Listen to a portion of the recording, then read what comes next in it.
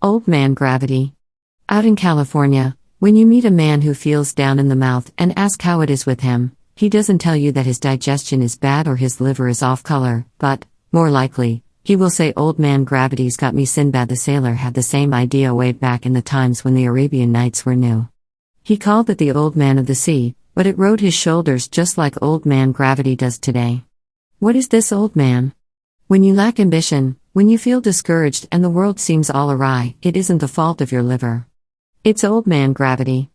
When your feet weigh a ton, when there doesn't seem to be an ounce of energy left in your system, it isn't a pill that you need.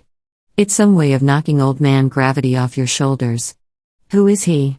His full name is gravitation. He is our same friend whom we have met in so many guises before. Properly cultivated, he can be made a power to attract to you all of good. But when ignored or wrongly used, he is just old man gravity, weighing you down. The law of gravity, is the pull of the mass. It is the tendency of solid objects to draw to them every loose particle within their range of attraction. It is the constant struggle of inertia against inertia. What has this to do with discouragement, lassitude, and the like? Just this: your body is made up of solids and liquids. The solids are the mass of condensed energy. Liquids are particles of free energy. The force of gravity in your body and in the earth is all towards attracting those free particles to the solid mass and condensing them into a part of it. But when those loose particles become congealed into one solid mass, you're dead. So the life-giving forces within you are all for freedom. They are inertia, and from birth to death, they wage a constant fight against the forces of inertia. How are you to keep old man gravity's hands of you? How are you to release his hold when he gets his clutches upon you? How do you release his hold on water? By turning it into steam, do you not? How do you release his hold upon coal or oil? By vaporizing it, by turning it into gas. You can't turn your body into steam or gas, but you can use the same idea. You know how martial music will put new life into soldiers who seem ready to drop. Why? Because stirring music wakes up the particles of free life in you and sets them whirling at a faster rate. You know how a fragrant perfume will revive you when you are tired. Why? Because it, too, has the faculty of stirring up the life in you, whereas an obnoxious smell has just the opposite effect.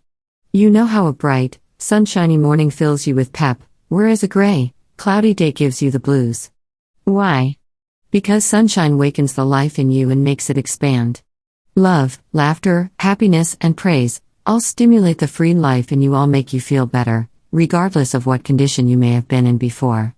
Sorrow, hate, fear, worry, depress the life in you and make it easy for old man gravity to get in his work. Why is it that sudden good news has often raised sufferers from their sick beds, sometimes after they had been given up as lost? Because joy frees the life energy in your body. It breaks up the condensed particles and sends them merrily about their appointed work. Why is it that worry and fear bring so great a harvest of sickness and old age and death? Because worry and fear mean strain. And strain hardens, congeals the life energy in you. You hear of people being scared stiff, and the expression is literally true. You read of the lame man leaping as a hart for joy, and again it is literally true. Of course, sudden fright will sometimes loosen every particle of free energy, and enable a paralytic or cripple to perform prodigies of strength. Some years ago, for instance, I received a clipping from a Los Angeles paper telling how Frances Avita, frail and weighing only 100 pounds, lifted a heavy automobile off the head of her brother and saved his life after an auto accident. Summoning superhuman strength, the girl was able to lift over 900 pounds, a weight which no ordinary man could move. And you have doubtless read of similar cases. It is this sudden freeing of the life energy in him which makes a badly scared man the most dangerous man on earth. It is like the sudden freeing of energy that takes place when you ignite any explosive. He has for the moment the strength of 10 men, and he will use it in any way to escape the danger he fears. But continued fear, like any other continued nervous strain, dissipates that energy and makes one powerless as the rabbit charmed by its ancestral enemy, the snake. This is true not only of your body but of your business, your home, your circumstances and surroundings. Belief in yourself and your power over things, faith in the destiny that carries you on, will mold all the free life about you into factors favorable to your well-being and success. Pessimism, worry, and fear will congeal that life into a bleak and dreary waste. Dr. Draper of the College of Physicians and Surgeons of Columbia University is on record as stating that man's most destructive forces are within his own soul. As though to confirm this, the Reader's Digest had an article saying that personal worry is one of the principal causes of physical ailments which send people to hospitals. The chances are better than even that if you are ill, worry is causing the symptoms. In the Springfield Weekly Republican some time ago there appeared an article stating new proofs that worry can wear holes in people's stomachs are reported by Dr. Daniel Davis and Dr. A.T. Macbeth Wilson, both of London, in the form of records of 58 instances of severe stomach bleeding among 50 different patients. In 47 out of the 58 attacks, Dr. Davis and Dr. Wilson found that the bleeding was preceded by some kind of worry or emotional stress. One ship's captain was upset by a breakdown of his ship's engines, which he feared that an incompetent engineering staff would not fix in time to keep the ship from being lost. A businessman had unexpected trouble with his bankers and had to raise $75,000 within a few days. At the other end of the social scale, the proprietor of a one-man coffee stand had just failed and lost his business. An already worried nurse found herself suddenly responsible for the whole hospital, through the illness of the sister in charge. An accountant bled from his stomach following an unexpected demand by his partner for the dissolution of the business. A father had 2 attacks of bleeding, each following the birth of an addition to the family. Dr. Loring Swaim, who is the director of a famous clinic in Massachusetts, had under observation 270 cases of arthritis which were cured when they became free from fear, worry, and resentment. Dr. W. S. Inman of the British Medical Association says that thinking about babies often makes women get styes on their eyelids. And under the heading of anxiety and illness, the Reader's Digest told of a man who was bothered by a troublesome skin disease. "Almost every Monday I have a breaking out like this," he said. Asked by the physician what he did on Sundays, it developed that he usually visited a young lady to whom he had been engaged for years, but who had repeatedly postponed the wedding day. Each Sunday he pressed for a decision. Each Monday was the day after frustration. And almost every Monday, his skin protested his anxious state by breaking into eczema. There is increasing evidence, said the article, that pent-up, repressed anxiety which cannot be relieved in action is discharged in the form of the disease. In many cases of high blood pressure, no organic cause can be traced. Dr. Irwin Moose reports the case of a man with a systolic blood pressure of 280, who was afflicted with a lung disorder, and whose urine showed traces of albumin. Rest and drugs brought no beneficial effect, but one day the patient remarked that he had done great wrong to his estranged wife. The doctor immediately arranged a meeting, and after a friendly discussion between the two, the man's blood pressure fell to 150, his lung symptoms abated, and the albumin disappeared. Several years later the patient was in good health, with a blood pressure of only 130. Fully 50% of the problems of the acute stages of an illness, and 75% of the difficulties of convalescence have their primary origin not in the body, but in the mind of the patient, says Dr. Edward A. Strecker. Perhaps the whole matter is best summed up in the words of John Wesley, written in his journal under date of May 12, 1759, reflecting today on the case of a poor woman, who had continual pain in her body. "I could not but remark on the inexcusable negligence of most physicians in cases of this nature. They prescribe drug upon drug, without knowing a jot of the matter concerning the root of the disorder. And without knowing this, they cannot cure, though they may murder the patient." Whence came this woman's pain, which she would never have told had she not been questioned about it? From fretting for the death of her son. And what availed medicine whilst the fretting continued? Why then do not all physicians consider how far bodily disorders are caused, or influenced, by the mind? That this is often true even of the diseases of young children is indicated by an experience of Zola Somerville, as given in Unity Weekly. Her little daughter had been on a coasting party one evening, somewhat against the mother's wishes, and late that night Mrs. Somerville became aware of a nagging, irritating cough from her daughter's room across the hall. After thinking over a number of simple remedies she had in the house and rejecting each, she began to ask herself, what is a cough anyhow? What causes it? The answer came clearly: irritation. Yes, undoubtedly a cough is irritation. In fact, this particular one sounded very irritating to me. That answered the first question, but where it had come from or what caused it was not so easily answered. Well, then, who was irritated, my daughter or one? Something deep down inside me seemed to say, aren't you irritated right now thinking that she shouldn't have gone out into the snow? Also because you are being kept awake when you think you want to sleep? Admitting that, what was I to do about it? What is irritation? It seems real, but does God make it? No, I felt sure He had not. All right then, if God had not made irritation, what had He made? What is the opposite of irritation? Quick as a flash came back the answer: peace. Then I recalled that before Jesus left His disciples He said, "Peace I leave with you, my peace I give unto you." And there came to my mind the incident when the disciples were in the ship with Jesus and a great storm arose. "Peace, be still," He said to the sea, and there was a great calm. Evidently, there was great power in that word peace when it was uttered by one who knew the power of the spoken word and spoke it with authority. For a long time I was entirely unaware of anything about me except the consciousness of this wonderful gift of peace. How grateful I felt for such a rare gift. When I thought of my daughter again, I realized how very quiet the house was. I listened for some minutes, but only the sound of quiet, regular breathing came from the room across the hall, no irritating cough to keep me awake. Another miracle had taken place, yet it was all divinely natural. My thoughts of worry and irritation had simply given place to the consciousness of the real kingdom of peace on earth. The next morning, my daughter's cold had entirely disappeared. In fact, she showed no more signs of cold during the remainder of the winter. Peace, relaxation. Few things are more important to good health. At the Bailey Educational Service in New York, cranky children are taught to play a game of shut eyes.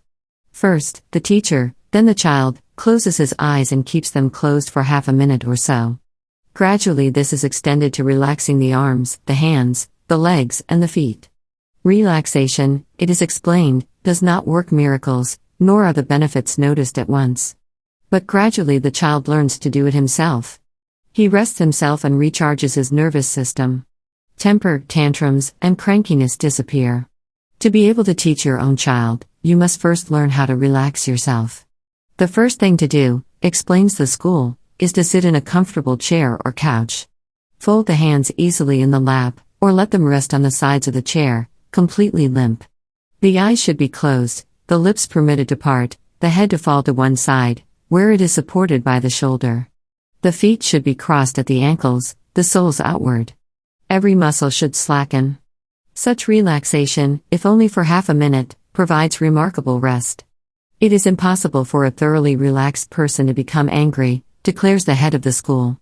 Anger is a matter of the nerves, and is due to too much tension. This statement is borne out by Dr. Howard W. Haggard of Yale University in his book Devils, Drugs, and Doctors. Paralysis of a limb may be a sign of serious disease, he says, but a man may be paralyzed with fear, and he may be struck dumb or blind with terror. Diarrhea also is a symptom of disease, but it is likewise often a complication of emotion. King James I of England was prone to diarrhea from the emotion aroused by distressing matters of state.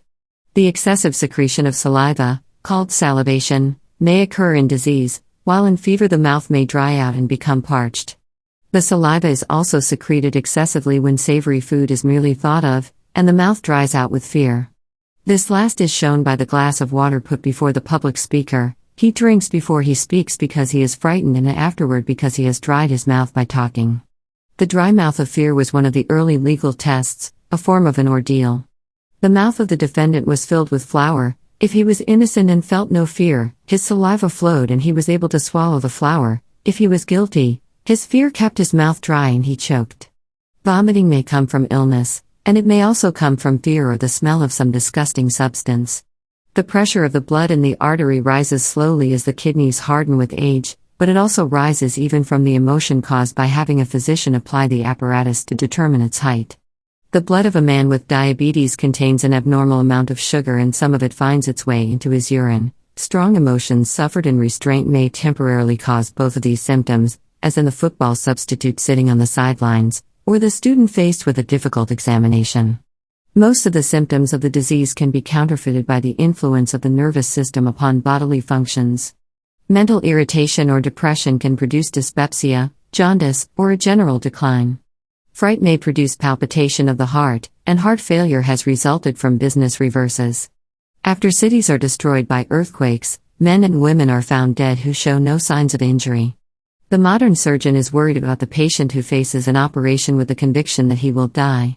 There are on record a number of cases of persons mentally depressed, but not otherwise unwell, who has accurately predicted the time of their death. Thus Dr. John Billings mentions the case of an officer who had sustained a slight flesh wound at the Battle of Gettysburg. The man, although unusually robust, became depressed mentally, and declared at the start that he would die, which he did on the fourth day. A post-mortem examination showed that every organ was healthy and the wound was too trivial to cause death. Pain, which is the supreme subjective phenomenon of disease, is almost wholly mental. A man during rage feels no pain from injury until after his anger has cooled. The same man waiting in the anteroom of the dentist may suffer agony in anticipation. The gravest disturbances of the body are seen in a disease of the imagination called hysteria. Hysterical persons involuntarily counterfeit the symptoms of disease. The limb may be drawn up in a deforming contracture or palsied. Persons with hysteria may become mute or blind, their sensations may be perverted, they may vomit obstinately or lose their appetite and waste away. Dr. Haggard goes on to point out that such conditions may continue for years, yet be suddenly and completely relieved by some highly emotional experience, such as a fire or an earthquake, or just the exaltation of a fervent belief in some relic or healer. If conditions of such long standing can be instantly and completely cured, and every physician will agree that such cures have been made, then, in our opinion, any condition can be just as quickly and completely cured. For everyone knows that if you keep a bone or muscle in one position for months and years, it will grow that way. It matters not why you assume the position at the beginning, whether from hysteria or accident or disease. As the twig is bent, the tree is inclined. I remember reading the case of a healthy young farmer who went to Chicago to find work. Unable to get a job, he presently drifted around to one of the many flop houses for the night. There an acquaintance put him onto the racket of posing as a cripple and begging alms at some street corner. He tried it. It proved profitable beyond anything he could earn by honest work, so he became a professional cripple and mendicant. For 10 years he sat on street corners 12 and 14 hours a day, his limbs pitifully hunched up, the while he begged coins from gullible passers-by. At the end of those 10 years, do you suppose he could use his limbs? No more than if they had been crippled by accident or disease. It took him years to regain their power. So when faith or emotion or understanding instantly cures a condition of long standing, what does it matter how that condition occurred? It has been allowed to grow that way, and the growth is just as stubborn, just as set if caused by hysteria, as though it had been started by a serious accident or disease. Therefore, when doctors admit that one kind of palsied or deformed limb can be cured, as they do, by faith and emotion, they are by that very admission giving evidence that any kind may be cured. Brown Landone showed how you can help others to be healed in one of his articles in Nautilus magazine. A patient had a very lame leg. Its muscles were so sore that it was almost impossible for her to take a step on her left foot. By the old method, Landone explained, the practitioner would have refused to recognize the reality of the lameness and pain, and then idealized the divine idea of a perfect human limb. By the new method, the practitioner did this, and then something more. She told the patient to go home and to imagine that she was again a little girl, running and skipping at play in a field of flowers, to feel that she was a child again, skipping rope and playing tag and having a glorious time. Then when the patient was gone, the practitioner herself identified herself with the joyous vital activity of a child. In other words, the practitioner lived in spirit the very activity she had asked her patient to imagine and feel. And the healing took place within an hour. Here is another case. About 4 weeks ago an elderly gentleman came to me, exhausted. Although he had been using mentalized truth for many years, he felt he had come to an age when there was little strength left in him and that he could not go on actively as he had previously done. I talked with him about the energy he would have, and the good times we could have together if he would only feel as young as I do. Well, he said, I know there is no time or age in spirit and I have affirmed youthfulness for years, and yet I haven't the energy and pep now which I used to have. Affirming youthfulness is not enough, I replied. Affirmations are thoughts about youthfulness. What you need is to feel youthful, to awaken powers deep down underneath thought. Anyway, he said, I haven't the energy to act like a kid. Well, I said, I'm older than you are and I am going to give you a treatment by taking 2 hours off this afternoon to have a glorious time. I went to the beach with 5 young men. All the time I was enjoying myself and acting like kid, whether bathing, rowing, or skipping up and down the beach. I identified myself with the vitality and strength of youth, and also with the love of youthfulness and the love of that old man. That night when I returned to the city, I had a telephone call from him. He said, "About 3 o'clock this afternoon, I began to feel a return of energy such as I have not had for 20 years. It is astounding." And it was 20 minutes to 3 when the young men and I left our auto and took our first skip down the beach. That was 4 weeks ago, and the man is gaining in strength and vitality every day. If thou wouldst right the world, and banish all its evils and its woes, make its wild places bloom, and its drear deserts blossom as the rose, then right thyself. If thou wouldst turn the world from its long, lone captivity in sin, restore all broken hearts, slay grief, and let sweet consolation in turn thou thyself. If thou wouldst cure the world of its long sickness, of its grief and pain, bring in all healing joy, and give to the afflicted health again, then cure thyself. If thou wouldst wake the world out of its dream of death and darkening strife, bring it to love and peace, and light and brightness of immortal life, wake thou thyself. James Allen in Epic Exercise for Chapter 17. At the Bethlehem steel mills, men were loading cars with pig iron, each man carrying 12½ tons a day. Frederick W. Taylor, an efficiency expert, advanced the unbelievable theory that, according to foot-pounds and calories, the men should carry 3 times that amount. He put it to the test merely by making the men sit down and rest every few minutes before they tired instead of after. If you sit down before you tire, the body repairs itself, or rests, much more quickly. You require less time for resting in the long run and almost never slow up your work because of fatigue. Well, this simple rule enabled the men to carry 47½ tons of pig iron the very first day and to continue at that rate 3 times as much as formerly. That tells the story. It is almost never your work that tires you, but how you work. You should rest before you tire, or the moment you begin to tire, instead of postponing rest until the next hour or day or week. In the days of ancient Greece, there was probably no exercise or work that took as great a toll on the heart and nerve as long-distance running. Yet many of these runners lived to be old men and were almost as speedy and enduring at 50 as when young. How did they manage? The moment they finished a run, they relaxed utterly. And the way they relaxed was to lie on their backs, with their legs up against a tree or other support, their feet as high as they would go. The reason? To send the blood to the head and the back of the neck, where many of the glands are located that have so much to do with injecting new energy into the heart and nervous system. What is it that makes the stomach sag, the cheeks become jowls, the whole figure flop? What but the pull of gravity? Keep a rabbit in an upright position for 2 hours and it will die. Why? Because its vital organs have been pulled out of place. Yet man stays in an upright position most of his time. Perhaps that is one of the reasons man lives only 2 to 3 times maturity, on average, while the animals live 5 to 7 times theirs. His vital organs bog down from the continual pull of gravity. Even his brain, some believe, sags like an egg with an air bubble at the top, bringing on senility. The Success School of New York utilizes this idea. They have found that the one way to reduce without leaving the jowls flapping over the neck like a turkey gobbler, and without making the skin of the cheeks flabby, is to lie for a while each day with the feet raised 18 to 24 inches higher than the head, and with the head hanging down slightly lower than the rest of the body. Their success in making older women look 10 to 20 years younger has been almost miraculous. Surgeons use this method in the operating room when they find a patient near collapse. They raise his legs and lower his head. Now comes Brown Landone to tell of food that makes cells grow younger. In an article in Nautilus magazine, he wrote more than 20 years ago experiments were made on old decrepit rats. They were so old that, proportionately, they were about as old as a man of 90 years. These decrepit old rats were fed what was then called immature foods, that is, foods that had not finished their growth, sprouting new stems and very young leaves. The results were amazing. The decrepit old rats were transformed, and their bodies began to grow younger. No one understood the cause of this. The experiments had been conducted to test effects of vitamins, but with larger amounts of vitamins in matured or full-grown foods, the old rats did not grow younger. Hence, scientists knew there was something else, other than vitamins, which worked like magic in growing youthful cells. Several years passed, and no one tumbled to the spiritual significance of that experiment. Then, some 5 years ago, I began experimenting with young growing plants, in this case, sprouts of bean seeds.